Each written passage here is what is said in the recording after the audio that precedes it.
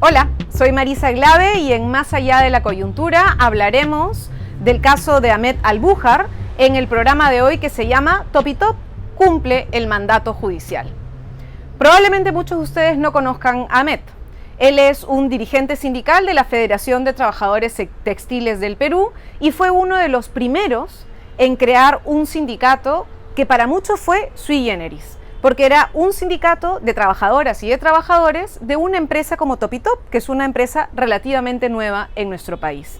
Desde los años 90, que empezó el proceso de flexibilización laboral, hubo un duro golpe a la organización sindical.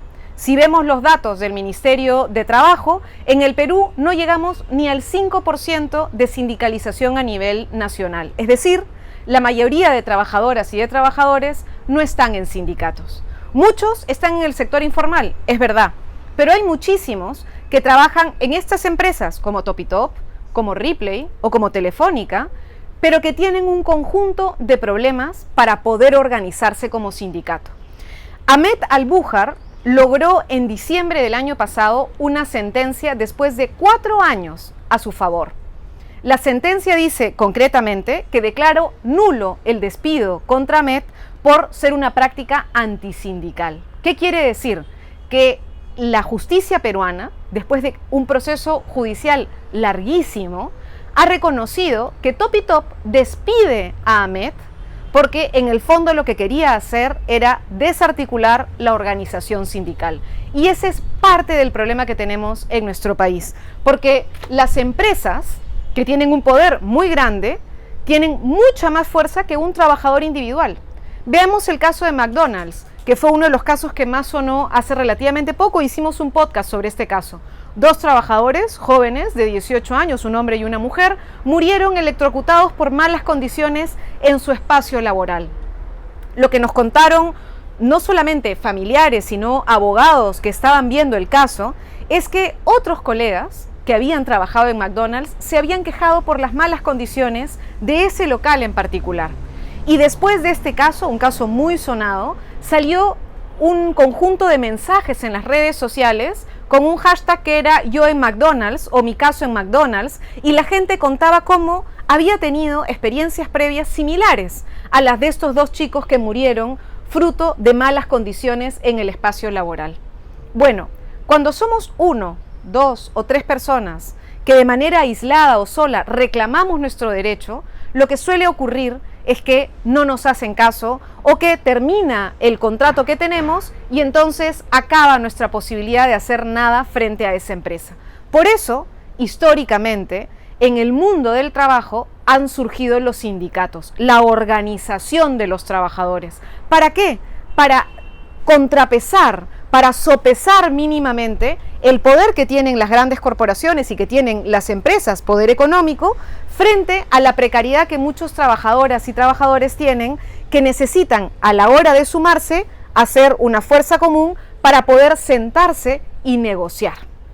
¿Qué cosa dice nuestra Constitución? Porque algunos dicen, este es un invento que quieren traernos de sabe Dios dónde. No, yo estoy leyendo una Constitución, que es la Constitución peruana, que es una Constitución además que reconoce el libre mercado y que tiene 1000 facilidades para las empresas. De hecho, esta Constitución precarizó el derecho laboral, pero a pesar de ser la Constitución que es, dice formalmente que la ley otorga al trabajador adecuada protección contra el despido arbitrario, artículo 27 de la Constitución. Es decir, si hay un despido arbitrario, el Estado tiene que proteger al trabajador.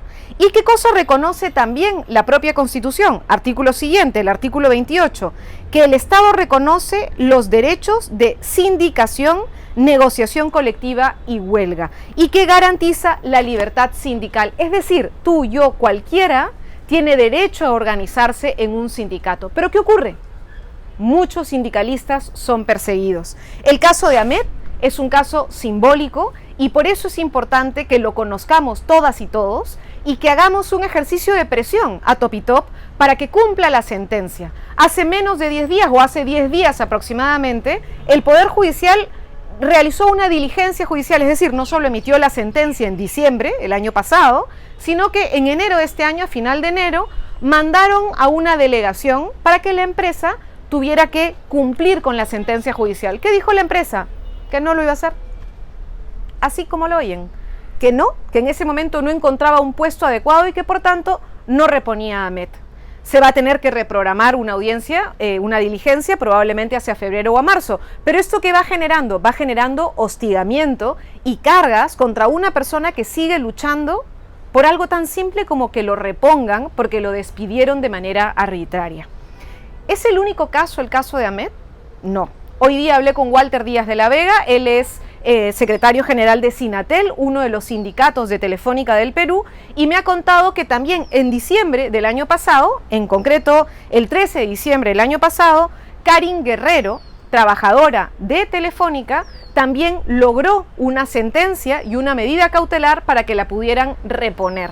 ¿Qué cosa ha hecho Telefónica? No la ha repuesto, y lo que ha hecho es darle una especie de descanso con cese pagado, es decir, no la repone, le paga, pero hay un problema serio, porque esto ¿qué cosa genera? Como me contaba Walter, pues muchas veces genera depresión en los trabajadores y las trabajadoras, que han demostrado ante la justicia en procesos que demoran más de un año, porque tampoco es que sea fácil que en 5 meses te reponen, no, 1 año, 2 años, en el caso de Ahmed, 4 años. Bueno, en el caso de Karin Guerrero en Telefónica, ella hasta ahora no la han repuesto en su lugar formal de trabajo. Así que Telefónica también está incumpliendo, en este caso, una medida cautelar, porque el caso de Karin todavía va a tener que seguir 1 año más hasta tener o más una sentencia firme.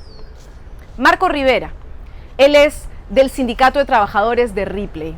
Muchos de ustedes habrán ido a Ripley, es una tienda por departamentos gigante en nuestro país y también tiene serios problemas laborales, y los miembros del sindicato de Ripley han demostrado que la única manera de enfrentar a una corporación tan grande es asociándose como sindicato.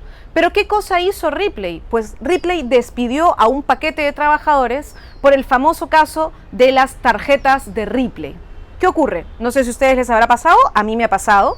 Yo no tengo tarjeta Ripley y alguna vez he ido a comprar y he encontrado una buena oferta, pero no tenía la tarjeta. Y una persona me ha dicho, yo tengo la tarjeta, si tienes el efectivo, yo la compro. Entonces, yo he acordado con esta persona que tenía la tarjeta, que me compre con su tarjeta lo que tenía una oferta, y yo le he dado el dinero. Y eso ha sido simplemente un ejercicio de solidaridad entre dos privados. Bueno, resulta que Ripley le echó la culpa al trabajador, que estaba en la caja cobrando, como si el trabajador pudiera impedir que yo haga un acuerdo con la persona que tenía su tarjeta para hacer esa compra. No hay nada que lo impida, pero despidieron a un paquete de trabajadores. ¿A quiénes despidieron?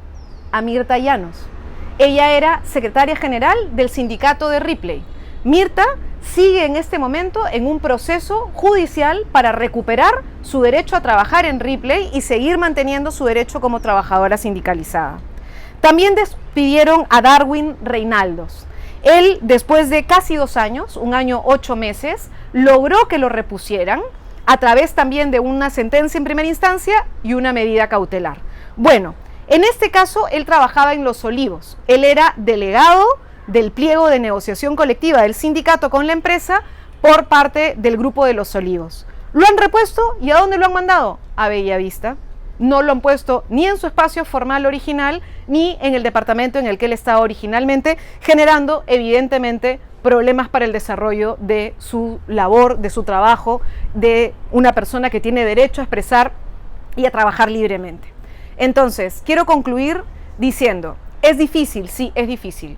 Estos casos son casos de trabajadores y trabajadoras en Telefónica, en Ripley, en Topitop, que han tenido problemas con su sindicalización, pero al mismo tiempo han logrado que se constituyan sindicatos que hoy defienden derechos de trabajadores y de trabajadoras, y han conseguido que el Poder Judicial, aunque un poco tarde, reconozca sus derechos. Ahora a nosotras, a nosotros como sociedad, nos toca exigirle al Poder Judicial que haga que se cumpla esa sentencia y decirle a Topitop que tiene que cumplir la sentencia en el caso de Ahmed.